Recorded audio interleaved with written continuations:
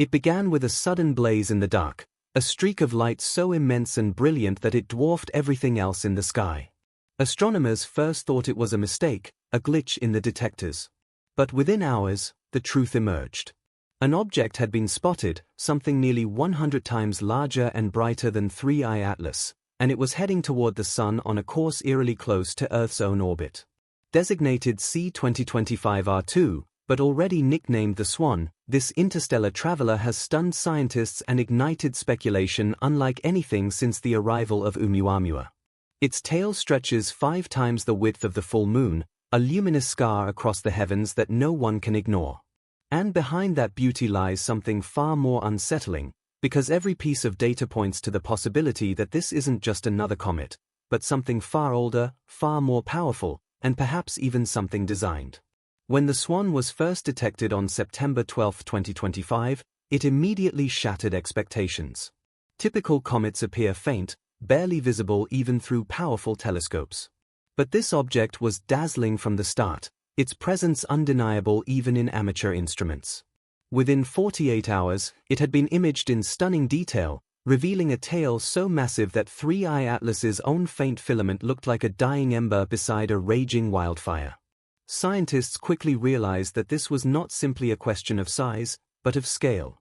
The sheer brightness of the Swan suggests a release of energy far beyond anything natural sublimation of ice and rock could explain. Instead of a chaotic spray of dust, its emissions formed a structured jet, narrow and precise, almost as though it was controlled, and its composition added to the mystery. Spectral analysis revealed unusual signatures of nickel, cobalt, and plasma chemistry that do not match natural processes. Already, voices in the scientific community whispered a chilling thought: this is not simply a comet. It could be a machine, one that has crossed interstellar distances to arrive at this precise moment in history. As astonishing as the Swan is by itself, what makes its arrival truly disturbing is the timing. Just as 3I Atlas approaches its own perihelion, the Swan races in from a completely unrelated trajectory. Yet both will pass the Sun within days of each other, separated by only 50 million kilometers, a margin razor-thin on the cosmic scale. For a brief period in October, both objects will vanish behind the glare of the Sun, invisible to every telescope on Earth. What happens in those hidden weeks is the source of growing unease. Could the two interstellar travelers interact, perhaps gravitationally, or in ways we cannot yet comprehend? Could one influence the other or even collide, showering the solar system with debris? Some researchers suggest something even more unnerving, that this is not coincidence at all, but choreography. Two machines converging near our star as part of a mission older than humanity itself. For centuries, we believed the universe was silent. But silence may not mean absence. It may mean waiting. And perhaps the waiting is over. If 3I Atlas already alarmed scientists with its unusual nickel composition and its apparent 10 gigawatt power output, then the Swan has taken those fears and multiplied them 1,000-fold. Early calculations suggest its core is producing more than 10,000 gigawatts of energy every second, a staggering figure equivalent to the total consumption of human civilization compressed into a single interstellar object. Its plasma sheath behaves like a shimmering barrier, deflecting solar particles with an elegance no comet has ever displayed. Periodic changes in brightness hint at bursts of controlled propulsion, pulses that resemble the signature of a plasma drive rather than chaotic outgassing. Observers describe it not as a comet, but as a leviathan, a fortress gliding through the dark, shaping its environment as it moves. If 3I Atlas was a scout, then the Swan is the warship, a vessel of immense power and deliberate motion, and its trajectory places it closer to Earth's orbital plane than anyone is comfortable admitting. As unsettling as the Swan's power is, what may be even more disturbing is the possibility that it has been here before. NASA's orbital models suggest it may not be a one-time intruder, but a returning traveler locked into a cycle lasting more than 22,000 years. The last time it passed near the Sun, humanity was emerging from the Ice Age, carving monuments and mapping the stars. Some theorists suggest that the Great Pyramids, Göbekli Tepe, and other ancient structures aligned with Orion and other constellations may have been markers of this very cycle, warnings carved in stone for descendants who would one day see it again. And now, as the swan blazes across the sky with a tail brighter than any in living memory, the question resurfaces: is this object merely natural, or is it part of a pattern humanity has forgotten but once knew? Is its return coincidence or a scheduled event written into the architecture of the cosmos? And if it has come back, what is it here for this time? As October approaches, a shadow of dread hangs over the astronomical community. 4 weeks, both the Swan and Three-Eye Atlas will slip behind the sun, hidden from every instrument on Earth. No telescope, no probe, no human eye will be able to track them during this blackout. It is as if the universe itself has drawn a curtain, leaving us blind at the very moment when two of the most mysterious interstellar objects ever discovered converge. When they re-emerge, their trajectories may be altered forever. Will they accelerate, decelerate, or shift into entirely new courses? Some whisper about the possibility of a near miss, or worse, a collision, an event that could scatter fragments across the solar system, turning the skies into a storm of alien debris. Others wonder if the blackout itself is part of the story. If these objects are meant to vanish beyond our sight, conducting operations or exchanges beyond our reach.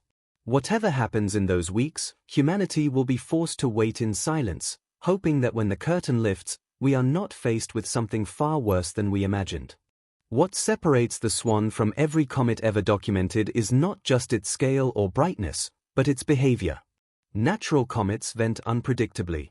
Jets erupt in bursts, tails bend and fray under the solar wind. But the Swan's emissions are disciplined, measured, and constant, as though tuned by design. Its tail does not twist chaotically but streams with surgical precision, maintaining velocity like a collimated beam. Brightness pulses at regular intervals too exact to be dismissed as coincidence.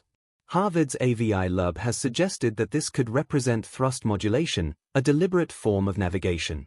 And if that is true, then we are not witnessing a ball of ice and dust hurtling aimlessly through space, but a controlled object, a craft, a probe, perhaps even a vessel.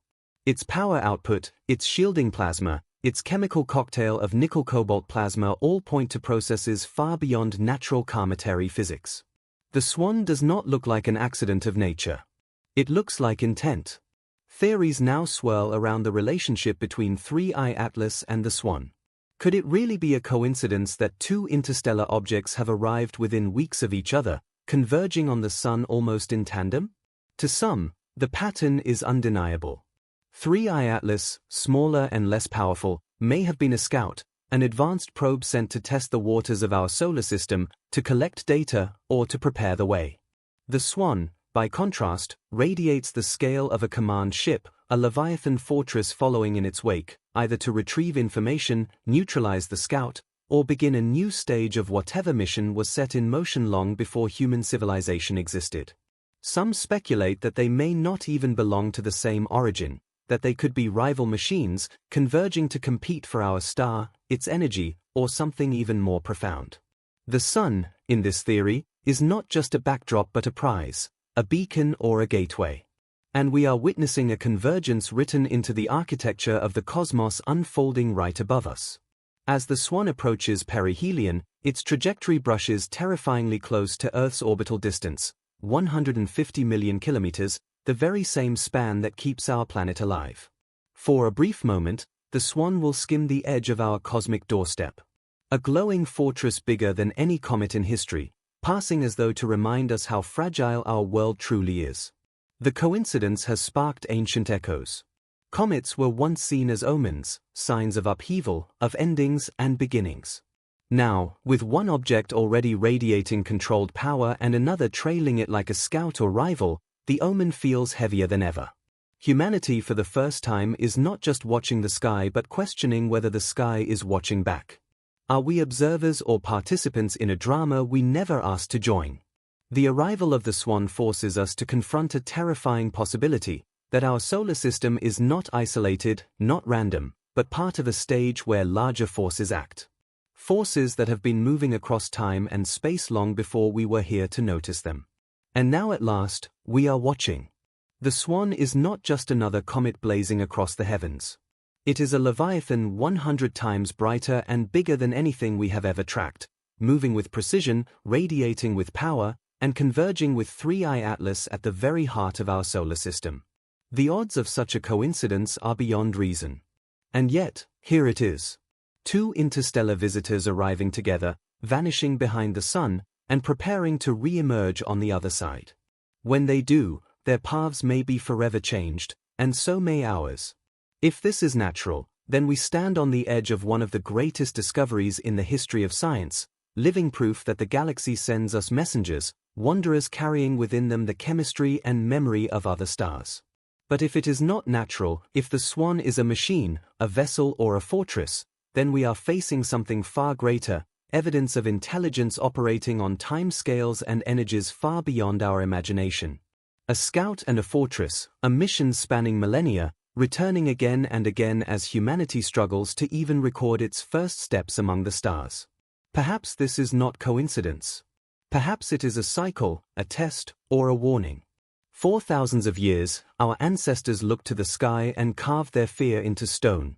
Pyramids, circles, alignments with Orion, reminders that the heavens are not silent.